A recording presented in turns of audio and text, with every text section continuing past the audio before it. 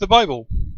We all heard from this book before, I guess, but what I'm going to discuss in this video is where actually does the word come from.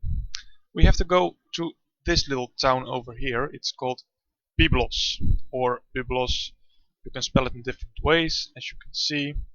It's spelled with a Y on the map, but you can also spell it with a U. Byblos was actually the Greek name for this city. In Phoenician it was called Gebal.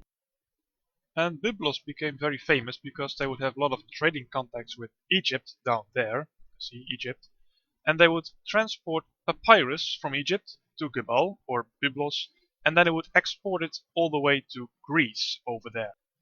Later, the Greeks would invent a word called ton biblion, and ton biblion actually meant book or books, but it could also mean a scroll or a piece of paper where you can write a letter on or anything like that.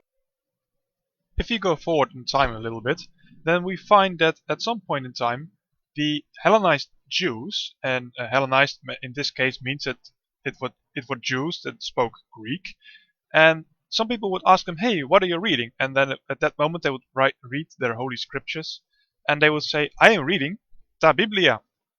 And Ta Biblia is actually the same word as ton biblion. However, now it is not singular like the book, but it is plural, the books. And it's also a neutral word, by the way. And sometimes they would be even more thorough and they would say, I'm not reading Ta Biblia, but I'm reading Ta Biblia Ta Hagia. And Ta Hagia means holy. So it was the holy books.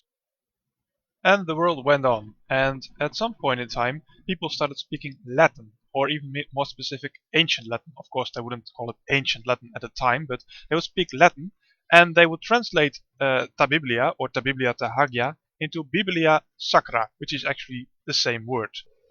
And as you may or may not recognize, the word Sacra here is the word that later became in English the word sacred, so you know where that came from. Then we fast forward even further in time and we go to medieval Latin. And in medieval Latin we spell Biblia Sacra, hey, that's exactly the same, right? So why is this so important? Now, as it turns out, in ancient Latin, Biblia Sacra is neutral and plural, just like in Greek. However, in medieval Latin, it is no longer plural, but it is feminine and singular. But how do we know it is now feminine and singular, you may wonder. But there's actually a very neat way of knowing this. Because all of these words so far have been written in the nominative, in the so-called first case. But if you look at the second case, you will find out that in ancient Latin, the second case, or the genitive, it is spelled no longer as Biblia, but it is spelled as Bibliorum.